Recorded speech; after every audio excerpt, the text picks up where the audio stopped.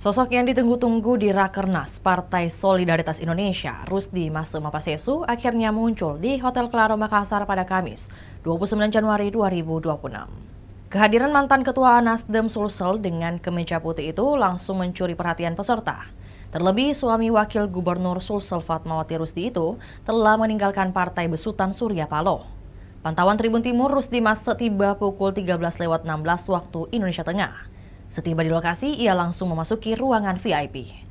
Di ruangan VIP, Rusdi Mase tampak duduk bersama sejumlah pejabat dan tokoh penting. Mereka adalah Gubernur Sulawesi Selatan Andi Sudirman Sulaiman, hadir pula Wali Kota Makassar Munafri Arifudin. Andi Sudirman dan Munafri tampil sebagai tamu kehormatan. Tak ketinggalan, jajaran elit PSI juga hadir menyambut kedatangan sosok yang dikenal sebagai tokoh politik berpengaruh di Sulsel ini. Salah satunya Sekjen PSI Raja Juli Antoni. Ketua Harian DPP Partai Solidaritas Indonesia Ahmad Ali menegaskan bahwa Partai Solidaritas Indonesia siap menyambut figur strategis seperti Rusdi Mase Mapasesu jika memutuskan bergabung. Ahmad Ali juga optimis dengan prospek PSI di Sulawesi.